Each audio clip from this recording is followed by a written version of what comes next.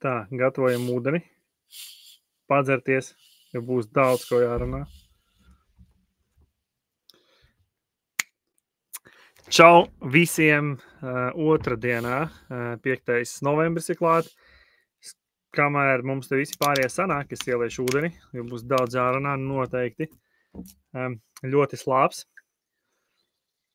Tie, kas sāk pievienoties Facebook Live'am, ierakstiet lūdzu komentāros, vai jūs mani labi dzirdat, redzat un viss ir kārtībā. Varat vienkārši plusiņu ielikt. Tuk, prezent. Tā, tas jums tur rādās. To apstīšos. Pēdējā laikā nav sanācis palaist kaut kā LinkedInā. Bet mēs tūlīt nočekosim, vai mums LinkedInā arī aiziet vai neaiziet. Tā. Tūlīt visu sakārtosim, saliksim pa plauktiem. Lai mikrofons ir īstajā vietā. Jā, Kristīna, paldies. Es pieņemu, ka jūs, Ārni, tagad ritīgi sakosiet līdz manai prezentācijai, lai atbalstītu, suportētu. Tā, apstīsimies vēl. Kamēr cilvēki pieslēdzas, tūlīt nošērošu vēl savā timelainā.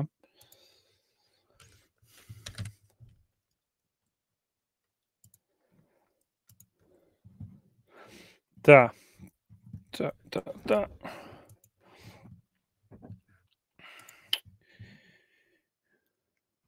Jā, kaut kā cerams, ka signāls man te neniķosies. Tā, šitas man ir, Pāršērošu to savu Facebook, share to feed.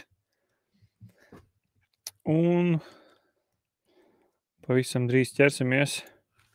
Kas ir tas, ko jūs sagaidiet? Varbūt tie, kas pieslēdzas Facebook Live'am, kamēr es tūlīt nošēroju vēl savu šo te laivu personīgajā timelainā. Uzrakstiet, kas ir tas, ko jūs varbūt gribētu vai sagaidiet no šīs te prezentācijas.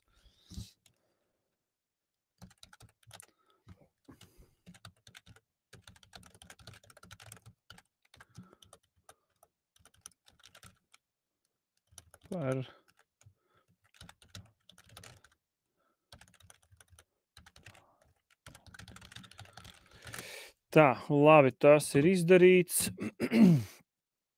Es ceru, ka arī aizies uz LinkedIn. Bet labi, tie, kas ir pieslēgušies, es sākšu varbūt pāris vārdos izstāstīšu tādu kā nelielu ievadu. Mēs esam strādājuši ļoti daudzus gadus jau ar SEO optimizāciju, dažādiem projektiem, un bieži vien pie mums klienti atnāk. Un viņi it kā ir apguvuši kaut kādas optimizācijas, lietas, pamatus, bet viņi atnāk pie mums un saka, ka mums tie atslēgvārdi neiet uz top pozīcijām, vai, piemēram, ir pat kaut kāds brīdis, kurā šie atslēgvārdi nokrīt no šīm te top pozīcijām. Un tad, protams, lielais jautājums, kas ir pa vainu. Un tad mēs ejam cauri šo lapu auditējam, meklējam nepilnības, kas tur ir notikušas, un bieži vien atklājas, ka šie te potenciālie klienti, kuri ir atnākuši pie mums, interesējas pēc palīdzības, ir nodarbojušies ar pāroptimizāciju. Tas ir tas, ko reizēm uzņēmēji, kā saka, mums ikvienam, jebkurā nozarē, kad mēs ejam iekšā un mēģinam saprast, no sākuma mēs neko nesaprotam, tad mēs kaut ko palasam, paskatāmies, tad mums ir tāds entuziasms, es tur beidzot sāku saprast, un tad pašpārliecinātība izveidojas par to, kad, es visu saprotu, viss notiek, un pēc tam izrādās, kad viss ir sarežģītāk, tad ir tāds pesimisms, tad meklē speciālas palīdzību. Un man atceros, bija vienreiz tāds atgadījums vienos kursos, kur mēs mācījāmies par kādām tur biznesa sistēmām. Un tā pirmā lekcija beidzās, un šī pasniedzēja saka, nu tad šoreiz jums ir uzdevums aiziet mājās un uzzīmēt tur biznesa sistēmu kaut kādu, ja tur noteiktam tur uzņēmumam. Visi aiziet mājās, un visi atnāk atpakaļ nākošā reizē izmisuši, kad nekas nesanāk un neko nevar dabūt gatavu.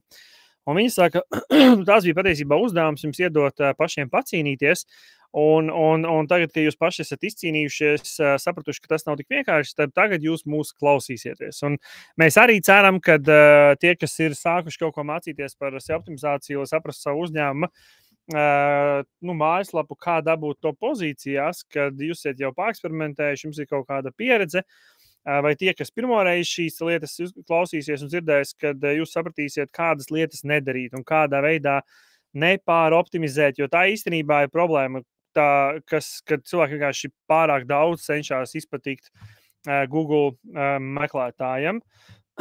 Tā. Es noteikti izskatos lielisks, bet ne tik lielisks, lai rādītu mani pa visu ekrānu. Mēģināšu samainīt secību. Varbūt pagaidi, tūlīt jāatmet nost. Mēģinu saprast, kādā veidā.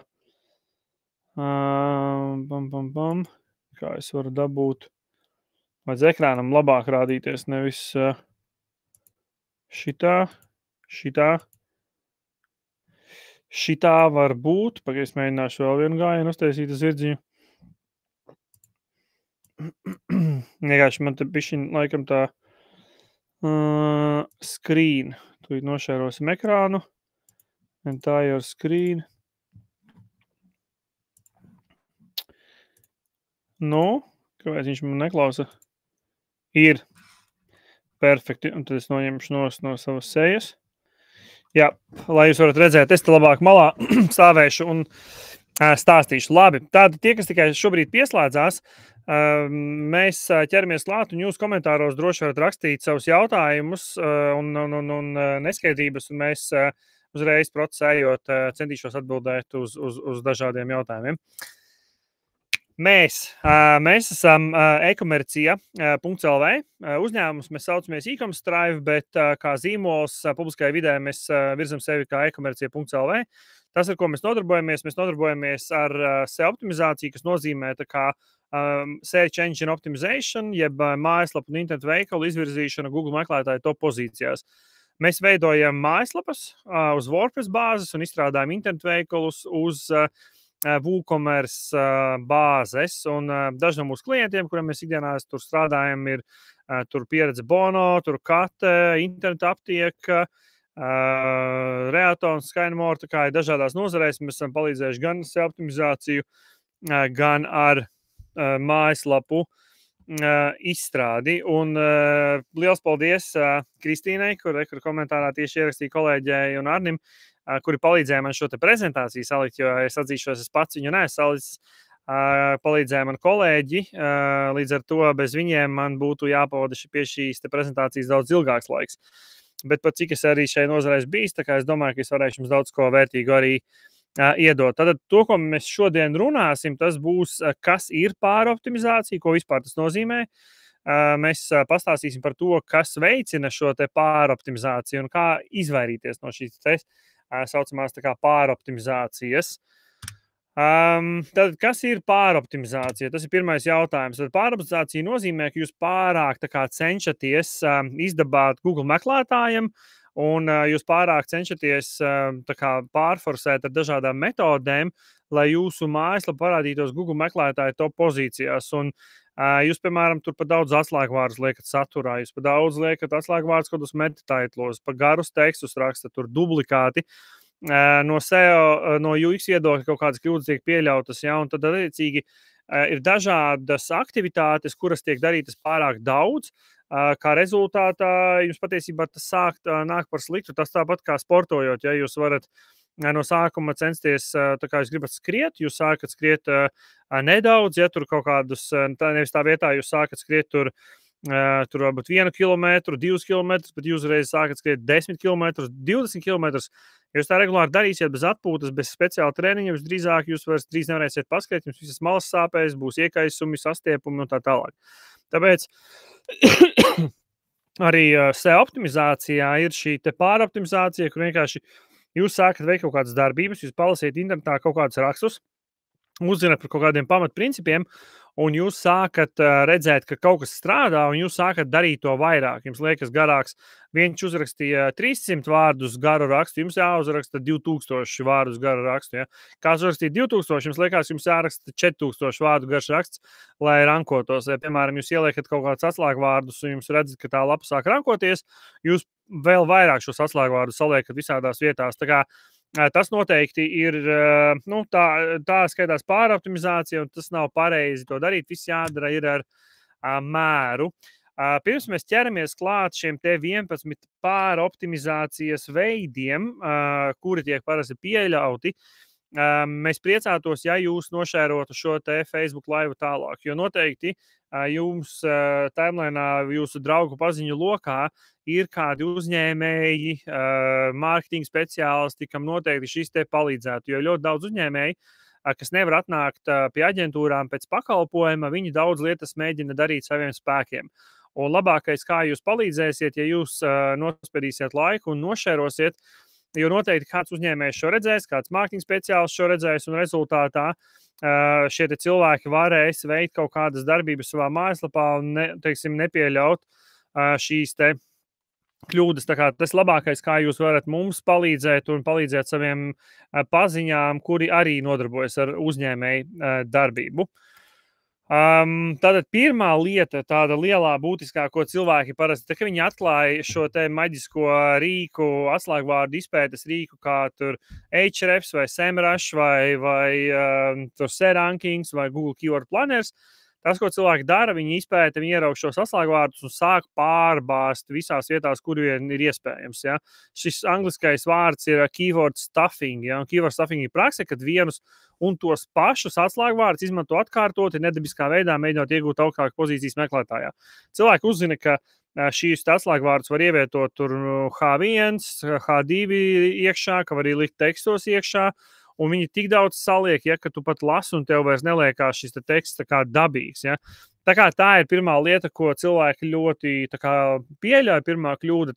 No tā noteikti izvairāties. Nevajag likt pa daudz, un es tur pastāstīšu tālāk, ja noteikti neliek pa daudz, vajag likt dabīgi, ja tu, piemēram, virsrakstā galvenajā H1 ieliec vienreiz, mēģini likt tajā pirmajā daļā, pāris reizes cauri tekstam var šo te virsrakstam vienā reizē, tur H2 virsrakstā otrais ieliec iekšā, kaut kur dabīgi rakstā iekšā, bet es teiktu tā, ka tev ir centrālais atslēgvārds un mēģini viņu vienkārši izvietot dabīgi cauri rakstam, bet nemēģini pārbāzt, jo vairāk ieliksi, tas noteikti nebūs labs, laba prakse, kā dabūt top pozīcijās. Ja, nekur piemērs, kad ir cilvēks, tā kā angļu valodā, bet ka tiešām tur black desk ir tik daudz pārbāzt, ka katrā rindā ir vienkārši ielikts, un tev jau lasot liekas tā kā ka kaut kas nav kārtībā un tas nav dabīgi, ka tādā veidā šo te saturu piesātina. Tā kā šis te keyword stuffings, jeb atslēgvārdu pārbāšana noteikti ir viens no veidiem, kā cilvēki veic pāroptimizāciju. Otra lieta, kas ir tāda kļūda, ko pieļauj šeit SEO pāroptimizācijai, ir pārmērīga atpakaļsaišu veidošana uz mājaslapu. Tie, kas nezina, kas vispār ir atpakaļsaišu veidošana vai backlinku veidošana, es jums iedošu linku uz vienu no mūsu rakstiem mājaslapā e-komercija.lv.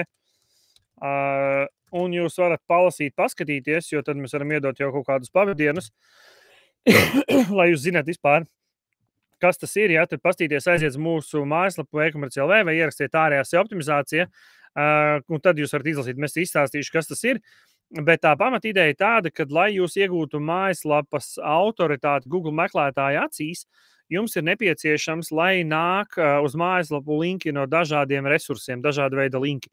Tas, ko cilvēki dara, ka šo uzzina, viņiem liekas, ka var tos linkus likt visās vietās, visos resursos, pirkt pie indiešiem, pa labi, pa kreisi, un vienkārši veidot pārmērīgi, un jo vairāk izveidos, jo labāks būs rezultāts. Tā tas īstenībā nestrādā. Ja? Un te ir piemērs vienkārši no 2 lapām. Pirmā lapa ir, neteikšu, kuram uzņēmumam, mums ir tāds bezmaksas audits, ko jūs arī varat pieteikties, ja gribat.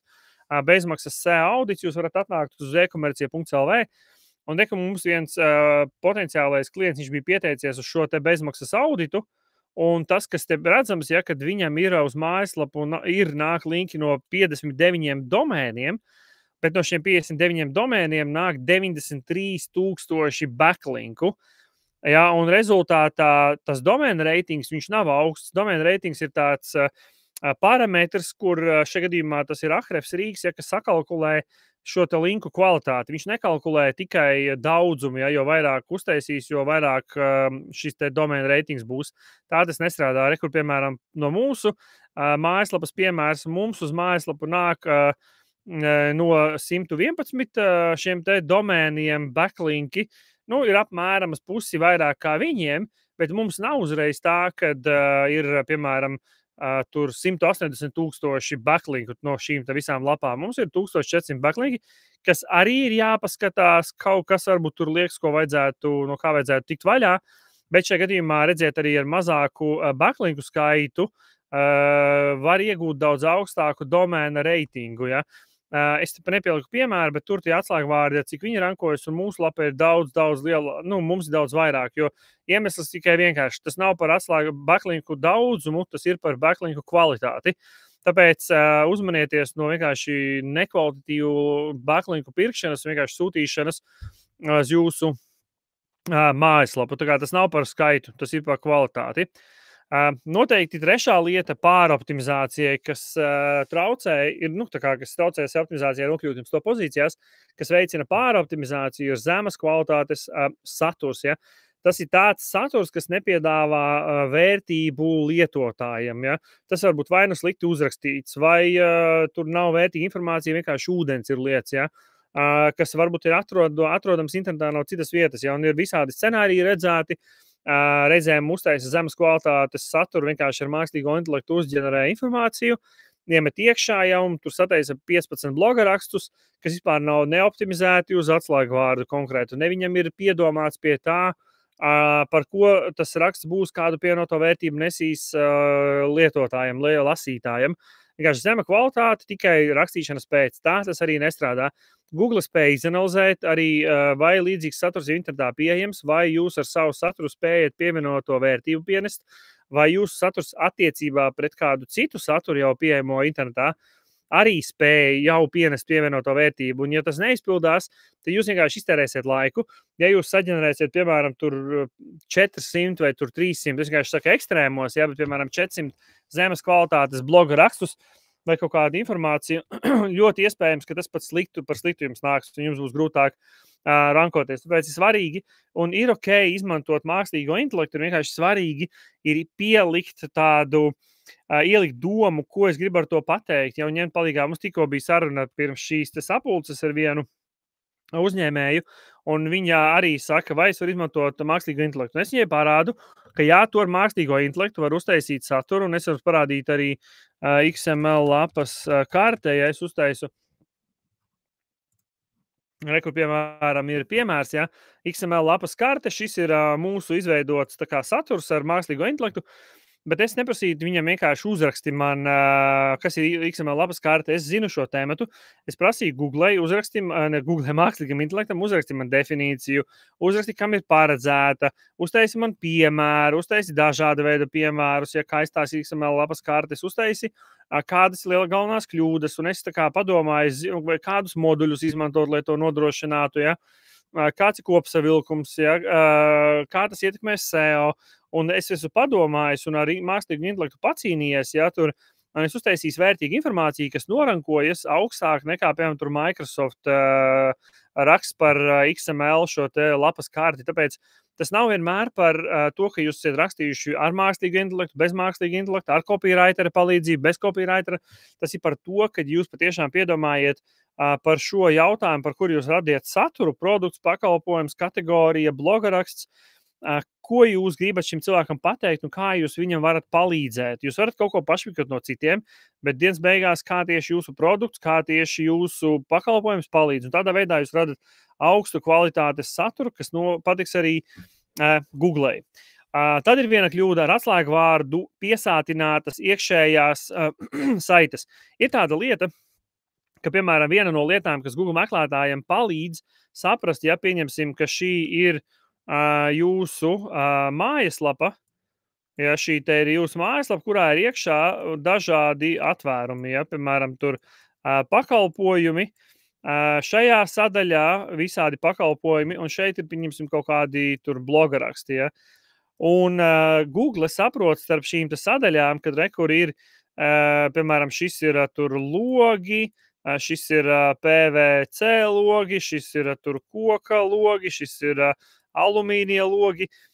Tas, ka navigācijā šīs sadaļas izvietotas vienai otrai, ja, piemēram, tur apakšā, kas jums vizuāli ļauj identificēt, ka šīs sadaļas ir viena otrai pakārtotas, tas jau ļauj vizuāli identificēt, bet tas, kas Google ļauj saprast, kas ar ko ir saistīts, ir tieši cauri iekšējiem linkiem, ja, kura ir galvenā šī sadaļa. Un šādā veidā linkojot, jūs Google ļaujat saprast. Un tad, kā parasti tā linkošana notiek, jums kaut kur tekstā iekšā tur lasa, pieņemsim, jums ir sadaļa par PVC logiem, tad ir tekstā runāts tur koka logi, pieņemsim, jūs rakstiet tur vispēc rakstiet logu veidi, tur PVC logi, koka logi, alumīnija logi. Un tad no šī katra iet links, ja, uz katru no šīm te atvērumiem, un tev turpinās apraksts. Un šādā veidā Google saprot, kas ar ko saistīts. Tas, kas ir kļūda, kad, ja jums ir daudz dažādu sadaļu, kad visās šajās te sadaļās liek iekšā visur PVC logi, PVC logi, PVC logi, un rezultātā rodas tāda pāroptimizācija, un Google sāk izskatīties, ka tas nav tā kā dabīgā veidā iegūts rezultāts, ko Google, protams, zina, ka mēs visu mēģinām optimizēt, bet Google grib redzēt, jo caur tiem ankurtekstiem viņi saprot to hierarhiju un struktūru, un šādā veidā Google labāk saprot, ja, kas ar ko ir saistīts. Līdz ar to tā ir viena kļūda, kad vienkārši ļoti arī piemērs no viena projekta, ja, un mēs tur kraulājām un skatījāmies, un visi redzēja tur PVC logi, PVC logi. Šīs ir dažādās lapas mājaslapā, un no katras no šīm lapām ir enkura teksts, kas ved uz galveno atvērumu, un šajā gadījumā tas ir PVC logi. Viņiem, man liekas, diezgan labi rankojās, bet ir keisi, kur tas slikti rankojās. Tas ir vienkārši liels risks. Ir labāk tur veidot tur PVC, vai pieņemsim vienkārši ierakstīt plasmasas logi, balti PVC logi, balti plasmasas logi, kvalitatīvi PVC logi. To enkuru tekstu miksēt, lai Google neizskatās tā pāroptimizācija. Es te vēl esmu rēķiniet, ka šitan uz leju vēl ir ko skrūlēt, ja, un tur visi ir šito PVC logi. Mēs esam redzējuši ļoti daudzos tādos keisos, kur tam ir slikts rezultāts un sliktas sekas. Tā kā iekšējām saitēm ar šiem enkuru tekstiem arī ir jābūt pārdomātiem. Tāda ir viena kļūda, kad visu iekšējo saišu novirzīšana notiek uz augstākā līmeņa navigācijas lapām vai, piemēram, uz sākuma lapu. Ja. Kas ir tas, ko reizēm dara, un es tur parādīšu arī tā kā bildē, arī jums ir lapa, kurā tur, piemēram, labi, es mēģināšu šitā sazīmēt, man liekas, man bija piemērs pat uzzīmēts, ka visas lapas, visas iekšējās lapas, visām tiek iekšējie linki novirzīti tikai uz tur centrālajām šīm te lapām, ja. Rezultātā jūs tā kā nevarat to sev vērtību veiksmīgi izdalīt pa visu lapu, nevarat nodot citiem atvērumiem, ja. Šeit ir piemērs, pieņemsim, tur sākuma lapa pakalpojumi produkti, šeit ir pakalpojumu apakšsadaļas, un šeit ir tur kategorija apakšsadaļas, te kaut kādi blogaraksti, ja. Un visi linki nāk tikai uz centrālo šeit lapu, un tad no apakšas iet uz augšu, atkal no šeit uz augšu, vai reizēm uz sākuma lapām. Tie scenāriji var būt dažādi, bet tā ir vēl viena kļūda, kad netiek veidotas iekšējās saites savstarpēji, lai atainotu struktūru, bet viss tiek tā kā iekšēji sasaistīti tikai uz centrālajām lielajām lapām. Un nekur piemērs, kā būtu veselīgāk, tur sākuma lapa ir pakalpojuma lapas, tad ir apakšpakalpojuma lapas vai tur bloga raksti, ja? Un tad savstarpēji tie linki tiek veidoti, tad Google veidojas sapratni, kas zem ko ir pakārtots. Ja? Tā ir vēl viena lieta, kas noteikti var ietekmēt jūsu rankošanos, un ja jūs tur sākat vēl visu tur linkus iekšējos nepareizi kārtot, tas noteikti jums negatīvi ietekmēs pozīcijas. Un tas ir vēl tāds komentārs, ko es gribu pateikt arī pie šī te visa. Pirms mēs ejam tālāk, ar to SEO optimizāciju tā, ka ir ļoti daudz dažādi faktori, kas nosaka to, kā jūs rankosiet top pozīcijās. Un ja jums šobrīd mājaslapē tā situācija ir slikta un tur viss nestrādā un viss ir slikti, tad tas ir jāuztver to, kā nevis mēs atrisināsim to rītdien, bet kā tās būs process, ko mēs esam gatavi apņemties izdarīt, piemēram, tur nākamā pusgada vai gada laikā, un tad mēs plūksim no tā augļus. atkal man bija iepriekšējā saruna, un tur šī dāma prasa, bet cik attiecīgi mums ilgu laiku jārēķinās strādāt ar šo. Viņa saka, jā, lai tur ātri dabūtu rezultātu. Es parasti klientiem saku, SEO nav, teiksim, ibumetīns jūsu galvas sāpēm. SEO optimizācija ir treniņa programma, ja kā jūs strādājat uz kaut kādu konkrētu mērķi. Jūs veselīgi, sopa solim, sakārtojiet lapas struktūru, saturu, bildes, iekšējos linkus, blogarakstus rakstiet, tur uzlabojot lietotāju pieredzi, pievienojot kaut kādas funkcijas, kuru dēļ lietotāji nāk uz mājaslapu, tad jūs būvējat backlinkus, iekšējos linkus jūs teicat, laikam tādā veidā sopa solim jūs lapas kvalitāti ceļat, informācijas kvalitāti, izņemat liekās lapas, kuras nevajag indeksēt, kur nav pievienotās vērtības. Tur uzlabojiet funkcionalitāti, noņemiet kaut kādu tur indeksu bloku, atrasiniet, ja? Šādā veidā soli pa solim jūs uzlabojat lapas kvalitāti. Pēc gada jums šī lapa ir kvalitatīva, smuka, profesionāla. Cilvēki ienāk iekšā, viņā atrod, ko viņi grib, un viņiem viss tur patīk un visi forši. Un jūs plūcat šos te augļus. Ja jūs gribat tur atrisināt mēnesi laikā, tas tā parasti nestrādās. Tāpēc soli pa solim vāc visu šīs lietas un uzlabo mājaslapas kvalitāti. Tas, kas vēl, tā ir vēl viena kļūda, ko parasti pieļauj, pārāk daudz atvērumu ar līdzīgiem atslēgvārdiem, ja, ka, pieņemsim, mums bija viens uzņēmums, kurš atnāca, viņiem bija tāds atslēgvārds, kā varētu teikt, sauksim viņu, es teikšu latvisko versiju, viņiem bija angliski aplikāciju izšūšana, ja, ka, piemēram, reku man ir uz, es nevaru parādīt, laikam, reku, pieņemsim, man ir tāds uzšūms, ja, uz šī te džempera, un, pieņemsim, tas atslēgvārds ir aplikāciju izšūšana, ja, vai zīmējuma izšūšana. Un ko šī dāma dara? Viņš sāk ar šiem atslēgvārdiem piepildīt produktus, kategorijas visas, sākuma lapu, tekstus, metataidlus, blogarakstus, visus raksta ar šo atslēgvārdu. Un šie atslēgvārdi sāk parādīties tā kā visos atvērumos, un Google grūti saprast, kurš tad ir šis atvērums par šo te aplikāciju izšūšanu, kuru man rankot. Ja? Un rezultātā ir grūtāk uzreiz rankoties. Un kur arī piemērs, kur ir kaut kāds ģitāru veikals, ja, un tur viss ir akustiskās ģitāras pārbās visās vietās, šitan akustiskās ģitāras, ja. Visur iekšā, ja, un tādā veidā iespējams ir grūtāk, ja, kur arī, piemēram, ģitāra, kur akustiskais, ja, un šeit ir ļoti daudz riski, kad Google būs grūti saprast, kurš atvērums īsti ir par šīm akustiskām ģitārām šeit mājaslapai, bet, tas ir jāpēta, vai tas patiesībā tā strādā. Rekur ir piemērs no viena uzņēmuma, kuru mēs šobrīd darbojamies kaut kādu laiciņu, un viņam bija situācija tāda, ka rekur, piemēram, viņi ir izvēlējušies atslēgvārdu, es jau neredzu, kas tur aizmugurē pa vārdu, bet respektīvi viņi kaut kādu vārdu izvēlējās, ja, un šis te vārds rekur lēkās starp 5 atvērumiem. Te bija kļūda, pirmkārt, tur URL adreses nepareizi sakārtotas, tad tur teksta līdzīgi, un šis te vārds lēkās priekš atpakaļ starp dažādiem atvērumiem. Un, jā, es neatceros, kurš tas vārdiņš ir, bet redz, beigās sanāk tā, kad beigās, tā, ka mēs tur sakārtojām, tur pārmainījām, tad viņš beigās nostabilizējās uz konkrēto atvērumu. Ventilācijas montāža no sākuma tur nebija sakārtots, viņš kaut ko tur kāpa, kaut ko krita. Tad mēs viņu sakārtojām, viņš oktobrī tur pieķērās atbilstošiem pareiziem atvērumam, beidzot tā kā pieķērās, jo te papildināja vēl tur saturu, ko viņš te lēkājas priekš apakaļ, un beidzot viņš tā kā uzlēca uz šo te pirmo pozīciju.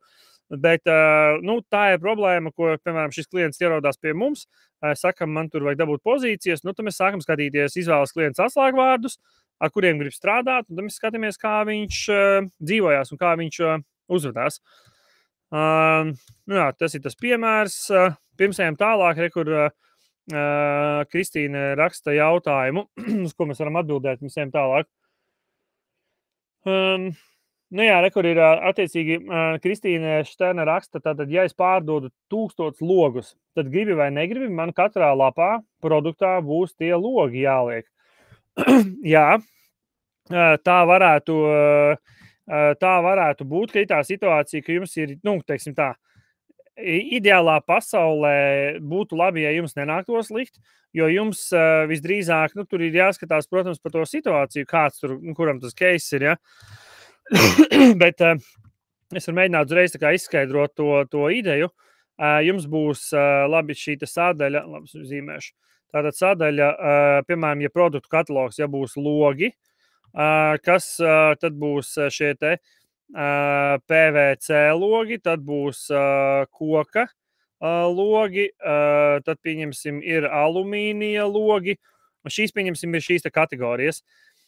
Un tad ir doma, kāda tad šīs te kategorijas jūs rankosiet, ja, piemēram, uz PVC logiem. Te taisīs to saturu vairāk izteikti par šiem te PVC logiem, te uztaisīs to URL un tā tālāk attiecīgi šis te atvērums, ja, kurā būs, piemēram, šie PVC logi nosaukums ar H1 tā kā virsrakstu, tur metataitlu. Viņā būs neliels tekstiņš šeit, te varbūt apakšā garāks teksts, un pa vidu, pieņemsim, būs informācija, nu, šie te produktu kartiņas attiecīgie logi. Nu, skaidrs, ka tad, ja jums ir tie 1000 logi, tur ir vēl visādi scenāriji, arī var būt dažādi. Var būt tā, ka, piemēram, šim te logam ir variācijas, ka viņš pa lielam ir viens un tas pats logs, ja, tikai mainās, piemēram, tur krāsa. Bieži vien kaut kādi šiem te, nezinu, logiem ir kaut kādi modeļi. Ja, piemēram, mēs tur nosaucam nu, nezinu, kāds tur ultra, tur XL, tur PVC, brūns, pieņemsim, ja, tad tur saucās ultra XL, PVC, tur zaļš. Tad atverot šo te produktu kartiņu, viņš jau rādīsies, piemēram, varbūt jums kā viens loks, šīs būs tā kā variācijas pie tādiem kā, nu, tur dropdownos, bet te jūs norādīsiet canonical tagu, pieņemsim katram šim te, ka te šis ir galvenais loks, ja? Šis ir galvenais, nevis visas šīs te variācijas. Bet vēl jūs nekad šim te logam nerakstīsiet ļoti daudz informācijas par PVC logiem. Tas, ka šeit kaut kāda informācija parādīsies ar to atslēgvārdu logi, tas jau nekas, tas nenozīmē, ka Google nevarēs saprast, ja?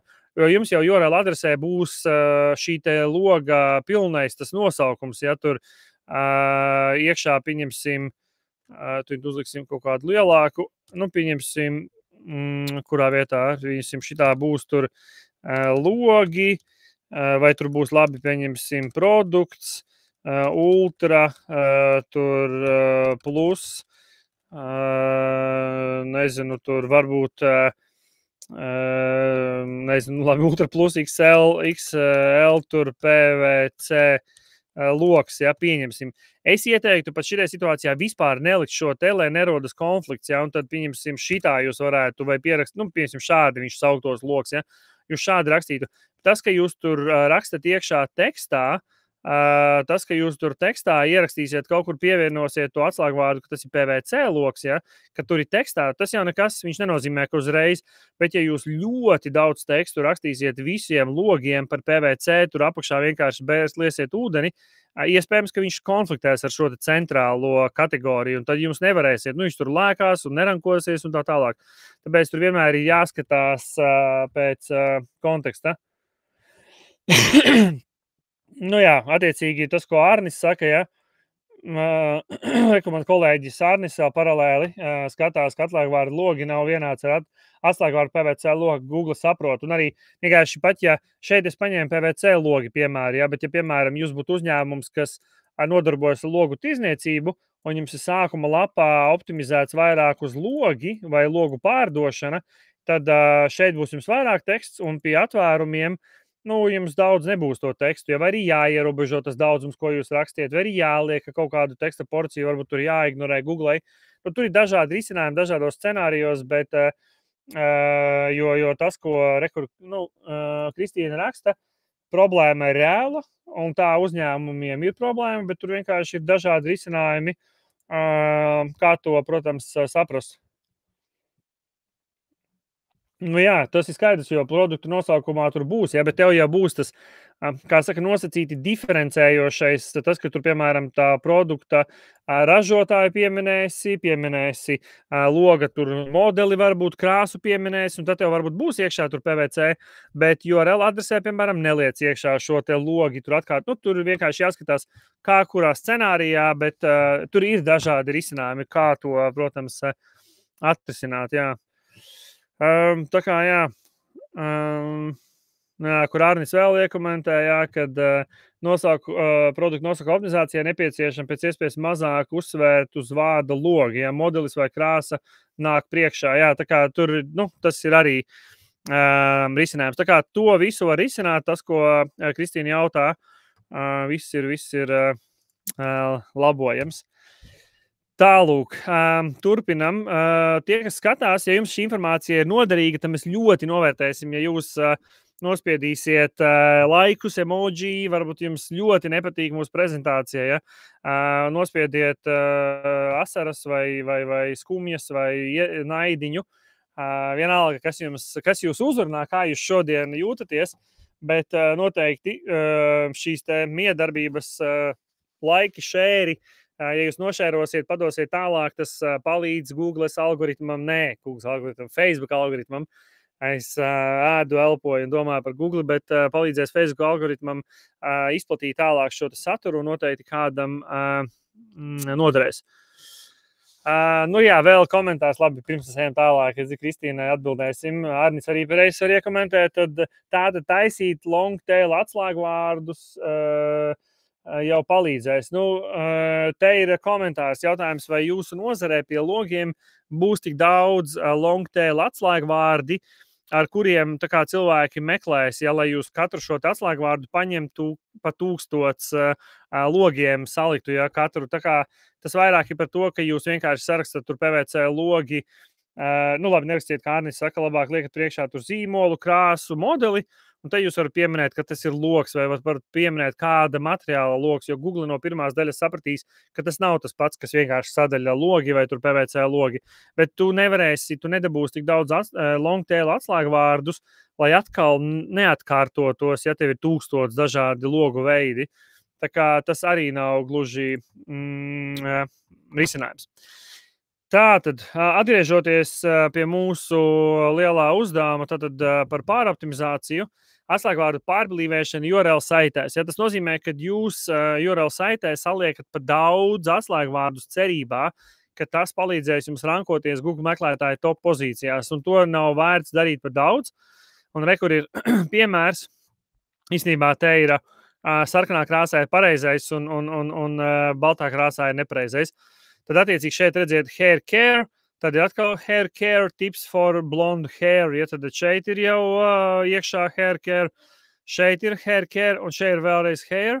Līdz ar to tas ir tā kā pāroptimizācija, jo jūs piebāžat vienkārši URL ar šiem te atslēgvārdiem un cits uzņēmums, kuram varbūt nav tik pārsātināts šis te URLs ar keywordiem, tas noteikti viņiem būs par labu, jo te ir piemērs, kad uztaisa blog, hair care un tips for blondes, vai for blonde hair. Tā kā te noteikti jāuzmanās no šīs te pāroptimizācijas, vienkārši nesabāžot ļoti daudz atslēgvārdus URL adresē. Tāda mums tur turpinās karstas diskusijas, jo Arnis ir iesilis, vēl pie iepriekšējā jautājuma. Viss atkarīgs no nišas, kas kategorija atsevišķu produktu atslēgvārdi, kas ir kategorija atslēgvārdi vai produktu atslēgvārdi. Iespējams, longtail nemaz nav tik daudz, un parasti longtail ir informatīvais nolūks. Informatīvais nolūks nozīmē bloga raksti. Ja? Tāpēc tas, ko parasti dara, kad arī pie mums nāk klienti uz atslēgvārdu izpētēm, uz optimizāciju, mēs pirmais saprotam to, kādi atslēgvārdi ir nozarē. Tas saprot to struktūru, kādas kategorijas, kādus produktus viņi piedāvā, kā veidojas nosaukumi, kādi atslēgvārdi ir, kuriem meklē. Ja? Un tad tu vari sākt saprast, un tad sagatavot klientam vadlīnijas, ka produktiem jūs nosaukumus taisiet un URLus šādi, šīm kategorijām būs šādi, tur informatīviem atslēgvārdiem būs šādi, tā kā tur ir jāskatās vienmēr pēc, kā Arnim mīļais teiciens, kā Arnis saka, parasti it depends, un tas ir vienmēr atkarīgs no konteksta. Tādēļ ir svarīgi pirms šādu lēmumu pieņemt, ka tur 1000 produktiem liec nosaukumus, URLus un slagus, ir jāizpēta situācija, kopējā bilde, jāsaprot, uz ko tas ies. Tur, piemēram, varbūt ilgtermiņā, cik daudz būs produktu vēl, un attiecīgi no tā var izplānot. Rekur Kristīna saka, ka viņai nišā katram produktam ir ap 10 raksturojošu vārdu. Tā kā, kas saka, ka SEO ir vienkārši, tas nekad nav nodarbojies ar SEO, un tur visādi lieliem projektiem ir visādi saucamie edge case, tā kā tur vienmēr ir jāskatās. Ja jums kādam arī vēl, kas klausās šo te laivu, rodas jautājumi, tad droši rakstiet komentāros, un mēs atbildēsim. Un es skatos, Arnis man ļoti labi palīdz ar šīm te atbildēm. Labi, ka vēlaties arī komentārus pirms ejam tālāk. Ja? Tagad jāoptimizē kategoriju lapas, nevis produktu lapas. Ja 90% gadījumu klienti nezin par jūsu produktu, piemērs būtu IKEA, ka cilvēki meklē ton stud vai plasta, ja? Es pieņemu, ka tie ir kaut kādi zīmoli, ja, kur klients, varbūt mēs nezinu to nosaukumu. Tā kā tālūk, tas ir vēl tāds komentārs, jo cilvēki nezina, ir vienmēr uzņēmums, kuram ir 20,000 riepas, ir kaut kāda zīmola, ko klienti zina, bet viņi nezina konkrētas riepu modeļus, viņi vienkārši meklē tur riepas ar rādzēm, ziemas riepas, vasaras riepas, sailunu riepas, tur kormorāns un tā tālāk, un tad viņi atver to kategoriju, un tad viņi ieskatās kādi produkti, un tad viņi nonāk līdz viņiem. Tā kā Kārnis saka, 90% gadījumu produktus tur neoptimizē. Tas ir, ja ir ļoti daži tikai produkti, es teiktu tā, un tur patiešām ir meklējums pretī. Tālāk ir 8. bezjēdzīgi gari bloga raksti. Agrāk, kas bija ļoti daudz, bija tāds laiks, kad rankojās labi gari bloga raksti. Un cilvēki mēdza rakstīt ļoti garus bloga rakstus, tikai tāpēc, lai rankotos, liet vienkārši ūdeni. Bet tad Google saprata, vienkārši bija tāds laiks, kur cilvēki uzraksta bloga rakstu viens, viņš redz, ka konkurents rankojās, viņš iztaigā konkurentus, apskatās, kāds tas raksts, viņš paņem to informāciju, uzraksta vienkārši garāk, vairāk, paņem no citiem vēl, uztais lielāku rakstu, un rezultātā viņš rankojās. Bija tāds laiks, kad tas strādāja. Google saprata, ka mārketinga un SEO speciālisti šo te metodi negodīgi vai ļaunprātīgi izmanto, un viņi šo te mainīja, viņi sāk skatīties pēc būtības, pēc šī te raksta kvalitātes. Un ir atvērumi, kas rankojās, un mēs arī, kad veicam šo te izpēti uzņēmumiem, taisam rekomendācijas, tad mēs skatāmies, vai šiem atvērumiem vispār ir nepieciešams teksts, cik garš šis teksts ir nepieciešams. Un pietiek atvērumi, kuri rankojās ar 200 vārdiem. Ja? Ir tādi atvērumi, kas pietiek ar 400 vārdiem ir rankojās. Tā kā tur ir jāskatās. Nav vērts rakstīt ūdeni, Google saprot, un Google grib pēc iespējas kodolīgāk, pēc būtības, lai šī informācija tiktu izplatīta. Tālāk plaģiātisms, ja, tad saturs, kas vienkārši ievietots no ražotāja mājaslapas 1:1 bez pievienotās vērtības, nopērkot tur, piemēram, kaut kāds, nezinu, tur nokopēja saturu, es pārlasījos nopērkot nokopēja saturu, piemēram, no konkurentu lapām, ja, vai tur saliec kopā nekādu pievienoto vērtību nenes, ja Google var redzēt šo plaģiātismu. Un, piemēram, arī uzņēmumi reizēm baidās, kad mūsu, piemēram, mājaslapā ir ļoti daudz kvalitatīvs saturs, un es nebaidos no tā, ka citu uzņēmumu atnāks no manis to saturu nofendrēs un uztaisīs līdzīgu blograkstu. Google es zinu, pirmkārt, es zinu, tas prasa laiku, un lai tiešām kvalitatīvi noņemtu visu saturu un tur pārtaisītu, tas prasa laiku, un neviens to negrib čakarēties. Tā ir viena lieta. Otra lieta, Google redz, kad mēs esam šajā saturā bijuši pirmie, kad mēs esam šī satura avots, un cits, ja nokopēs 1:1 tikai nedaudz pamainīs, tad Google zinās, ka viņi šo saturu ir no mums vienkārši nočiepuši, un viņiem nebūs tā rankošanās. Ja? Reizēm uzņēmēji paņem šo saturu 1:1, un mums bija arī viens case, kur pirms kādām 1 vai 2 nedēļām viens uzņēmējs atnāca pie mums ar savu mājaslapu, kur viņš saka, man viņa nerankojas, mēs paskatāmies, viņš ir paņēmis no ražotāja saucis produktus, saucis 1:1 produktu aprakstus no ražotāja, plus viņš pat tos aprakstus nav pārtulkojis, viņš saucis angļu valodā, viņš saka, kaut vai vismaz palīdzēs nedaudz, bet īstenībā nepalīdz. Google zina, ka internetā ir apmēram 50 citi uzņēmumi, kas ir paņēmuši šo te saturu no šī ražotāja, ielikuši savā mājaslapā, un tur nav nekādas pievienotās vērtības, un rezultātā vienkārši viņiem šī lapa nerankojas. Tāpēc plaģiātisms nestrādā, mēģiniet taisīt kvalitatīvu saturu. Un vēl viena pāroptimizācijas metode ir mākslīgā intelekta ģenerēts saturs.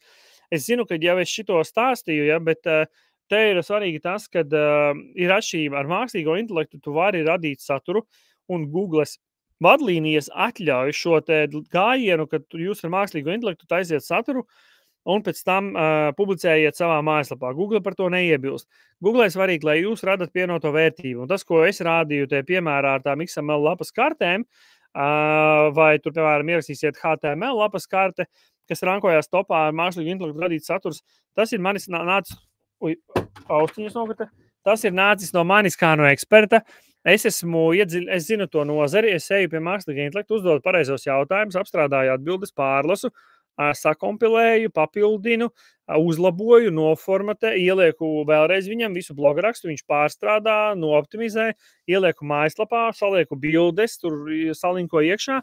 Rezultātā es radu pievienoto vērtību tādu, kas varbūt nav augsta attiecībā pret pasaules līdzīga bloga rakstiem, bet ir gan augsta attiecībā pret Latvijā šo te tematu, un neviens par to nav tādu saturu taisījis. Līdz ar to es joprojām ar mākslīgu intelektu radījis šo te saturu ar pievienoto vērtību, man šis te raksts rankojās. Bet es esmu redzējis ļoti daudz uzņēmumus, kuri uztaisa jaunu mājaslapu, viņi tur pēkšņi grib, es redzēju vienas uzņēmumus, kurus māca. Es vienkārši nevaru atrast piemērus, gribēju ielikt, bet redzu viens uzņēmums, kurš māca izveidot mājaslapas ar WordPress tā kā satura pārvaldības sistēmu. Es redzu, ka viņi ir uztaisījuši to mājaslapu nesen. Viņi ir paņēmuši kaut kādus 11 bloga rakstus, uzģenerējuši ar mākslīgu intelektu bez pievienotās vērtības, bez konkrēti optimizējumā slēgvārdu. Un, protams, ka šie te raksti ir diezgan sausi, tur lasi, tur vienkārši ūdens tiek lietas. Un nekāda iekšējā linka, ne kaut kādas bildes, tur viss ir mākslīgi intelektu uzģenerēts. Un šie raksti nerankojās. Ne viņi rankojās, ne viņiem ir kaut kāda pievienotā vērtība. Tāpēc tā ir vēl viena lieta. Ja jūs saražosiet ļoti daudz rakstus, uzģenerēt ar mākslīgo intelektu, bet pievienotās vērtības, tas noteikti nepalīdzēs rankoties. Un Google var to nointerpretēt.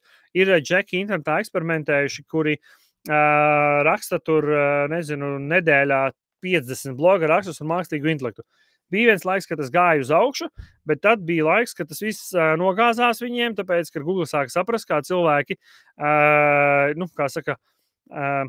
abuse, tā kā ļaunprātīgi izmanto šo te metodi. Tā kā mākslīgi intelektu ģenerēts saturs noteikti var arī būt traucējošais faktors rankoties. Tas ir piemērs, ko es stāstīju. Kad viņš arī strādā, ja tu gudri izmanto, tad attiecīgi viņš tāpat rankojās. Un atsevišķi mēs runājam jau par šo te keyword stuffingu, bet es gribu pateikt vēl to lietu, ka vēl kļūda, ko pieļauj, ir cilvēki pārbāž šo te atslēgvārdus tieši meta titlos un meta descriptionos. Ka, piemēram, tev ir tur sadaļa PVC logi, un tad tur saliec iekšā PVC logi, plasmasas logi, tad tur nākamajā sadaļā sās likt PVC logi vai plasmasas logi vai lēti logi. Tu gribi daudz kur parādīties un sāc likt iekšā. Tā kā atkal tu pārbāz tajos meta-titlos. Tas ir tas pats, ko mēs runājam par keyword stuffingu, ka es gribu izcelt, ka arī meta-titlos nepārliekat daudz tos keywordus. Viens atvērums, jūs vienu centrālo šo te uz atslēgvārdu, līdz ar to meta-titlā vienmēr izdomājiet, kas ir tas atslēgvārds, kuru jūs tur liksiet. Pirms mēs ejam tālāk, es jums iedošu dažus padomus, kā sasniegt dabiskus un efektīvus optimizācijas rezultātus. Jūs varat komentāros ierakstīt, varbūt jums ir vēl kādi jautājumi radušies attiecībā uz šo te tematu. Varbūt jums ir bijis kādas problēmas ar pāroptimizāciju, kur jūs esat redzējuši.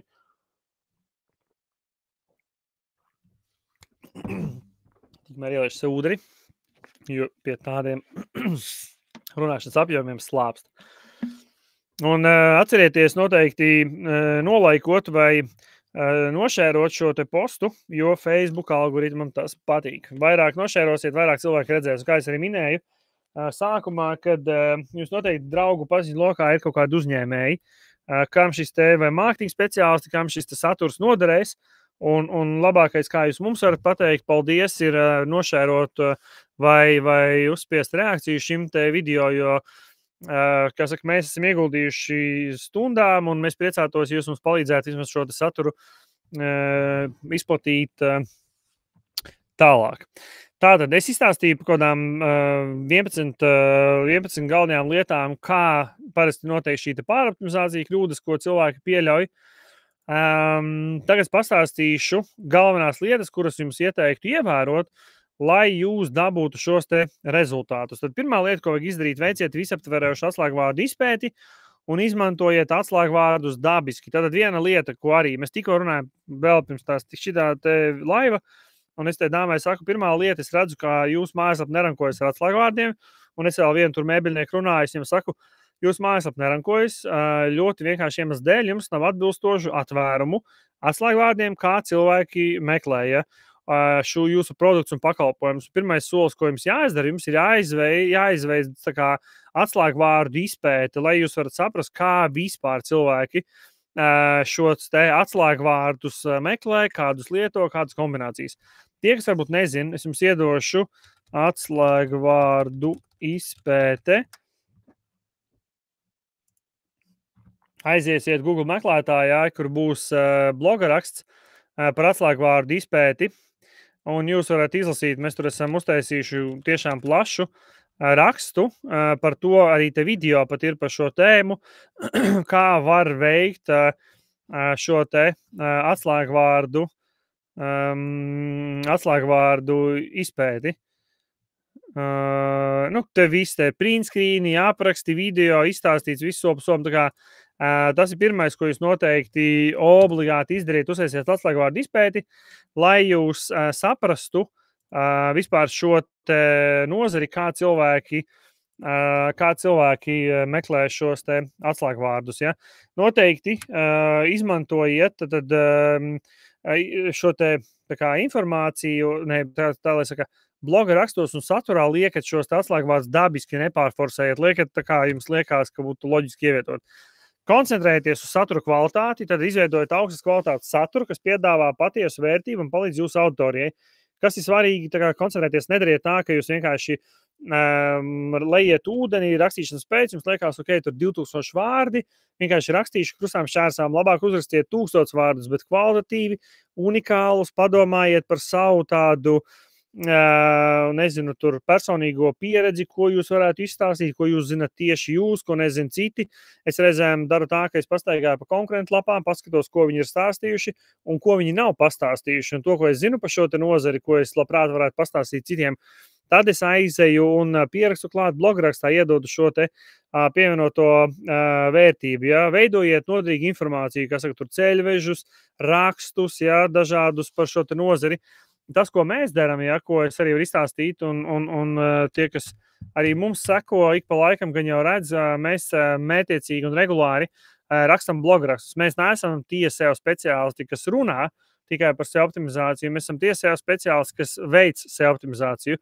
Mēs veicam gan, ja, piemēram, mēs ierakstīsim SEO optimizācija, mēs gan savu mājaslapu attiecīgi uzdenam topā ar šo te atslēgvārdu, gan mēs arī regulāri kā klientiem iesakam audzējiet ar saturu, audzējiet apmeklētību.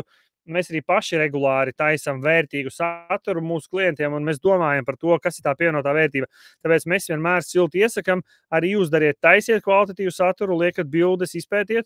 Un vēl viena svarīga nianse ir izpētiet šo te atslēgvārdu meklēšanas nolūku.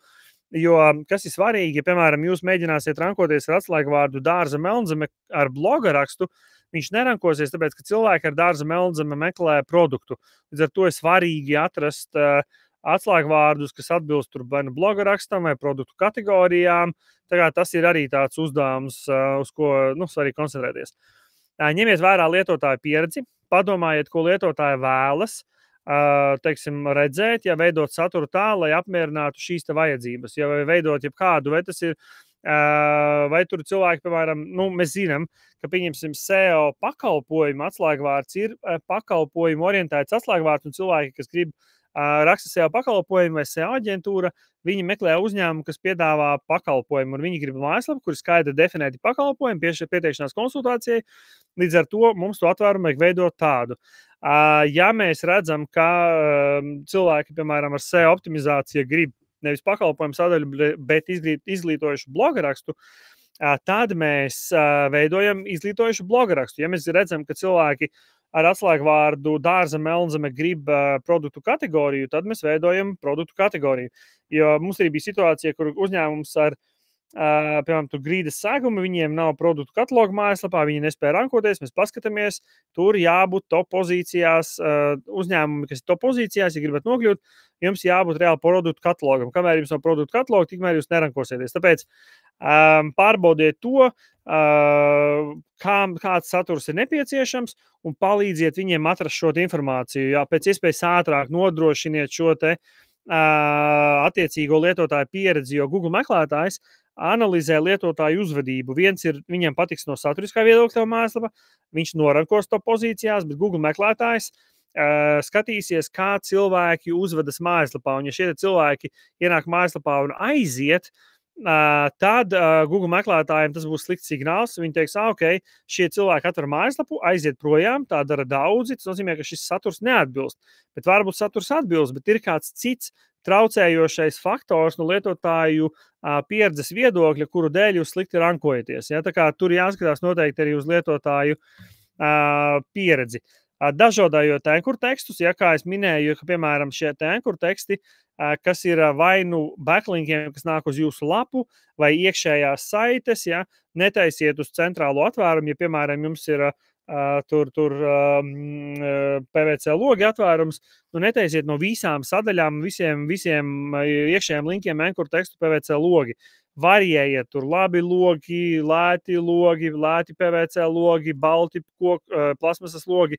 Variējiet šos ankuru tekstus, ja, lai jūs neizskatītos tādi, nu, kā pāroptimizējušies. Nākamā svarīgā lieta noteikti veidojat kvalitatīvas atpakaļsaites, un tas, ko es rādīju piemērā, ir uzņēmums, kuram ir uz mājaslapa tur 11,000 atpakaļsaites. Mums ir varbūt kaut kāds 1,500. Viņiem domēna reitings ir tur neatceros, bija kaut kādi 3 punkti, ja, mums ir 32 vai kaut kas tāds, ja. Un tas nav par daudzumu, tas ir par kvalitāti, no kādām vietām jums šīs te atpakaļsaites nāk uz mājaslapu. Un nespamojiet, nepāroptimizējiet ar lētiem spama linkiem, bet strādājiet ar kvalitatīvām atpakaļsaitēm. Veiciet metatāgu optimizāciju, ja, tad izmantojiet labo SEO praksi, atrodiet, kurš atslēgvārds būs tas centrālais, ar kuru jūs šo atvērumu optimizēsiet, liekat šo atslēgvārdu metataitlā, metadescriptionā, ja, bet nepārvāziet šo te metataitlu ar dažādiem atslēgvārdiem, tas noteikti nepalīdzēs, vai neņemat šo te vienu atslēgvārdu, neliekat dažādos atvērumos, krustām, šķērsām, vienu to pašu vārdu, jums vienkārši neizdosies norankoties.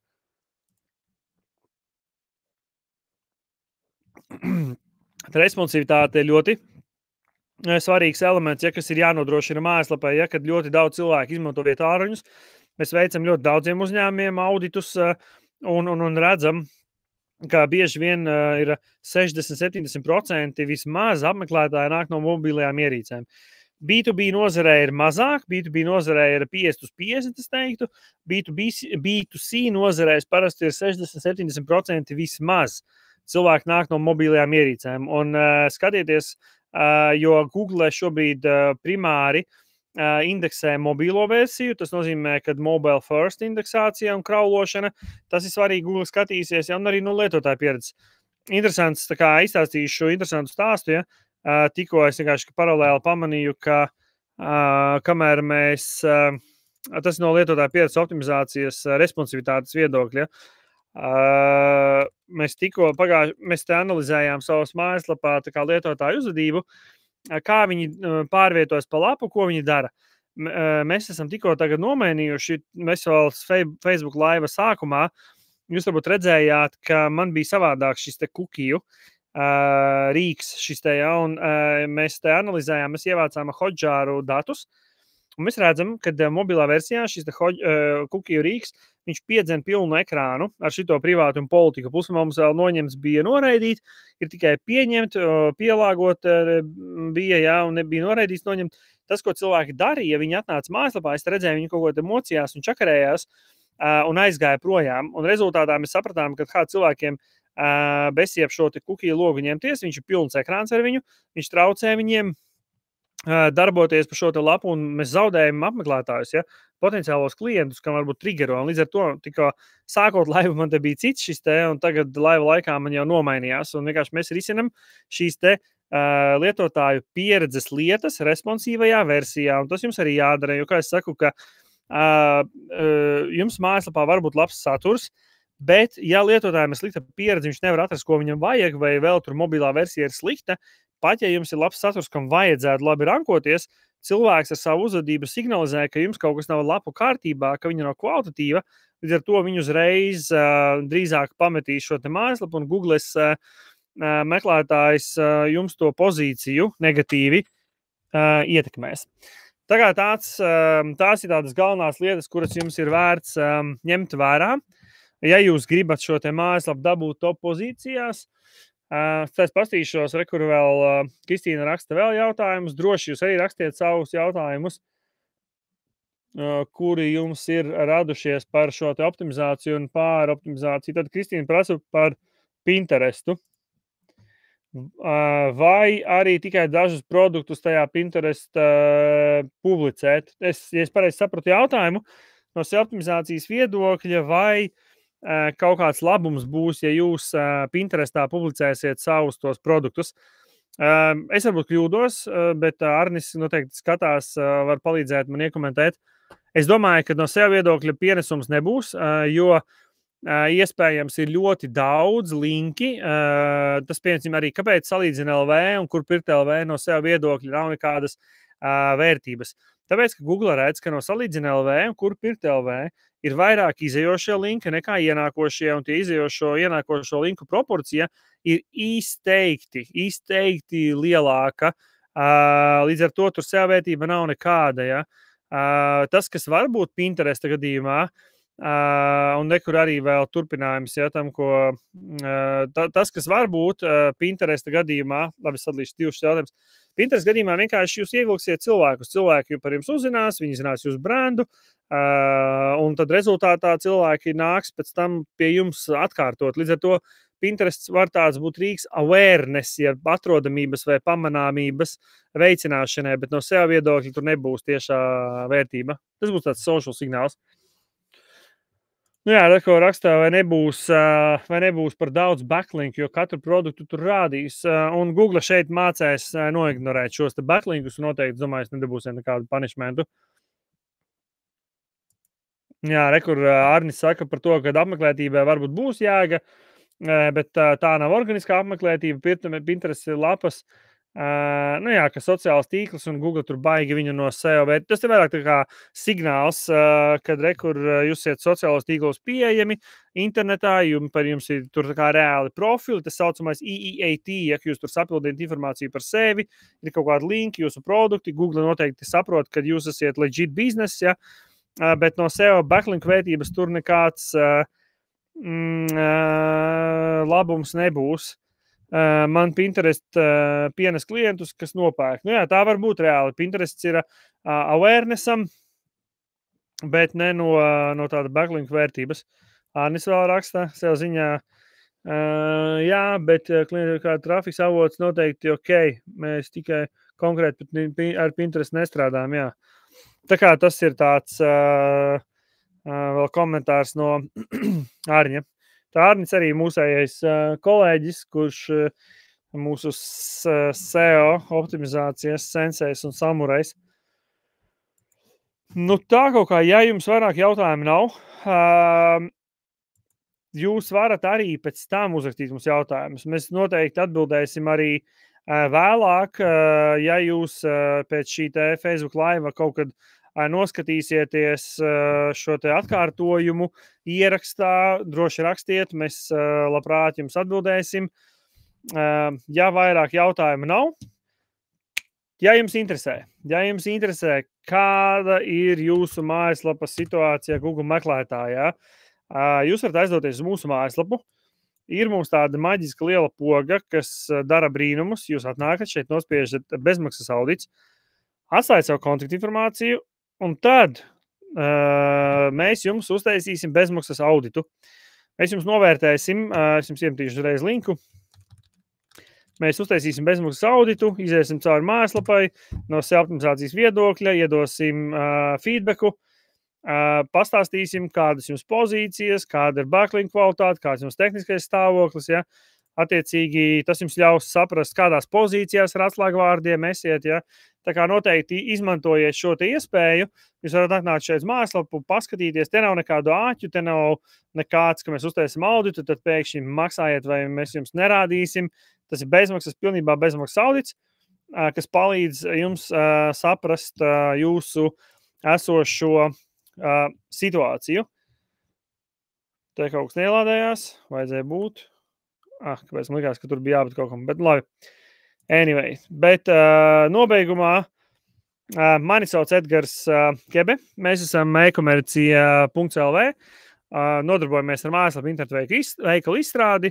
Ja jums ir kaut kādi jautājumi, ir nepieciešama palīdzība vai nu izveidot internetu veikalu vai mājaslapu vai šo te internetu veikalu mājaslapu dabūt Google meklētāju top pozīcijās, mēs palīdzam palielināt apmeklētību tieši no Google meklētāja. Tā kā droši nākat uz mūsu mājaslapu e-komercija.lv, aizpildat pieteikumu, anketu, pieskieties bezmaksas konsultācijai, izskatīsim jūsu situāciju un labprāt sagatavosim arī izmaksu piedāvājumu. Tiekamies nākamajā Facebook laivā.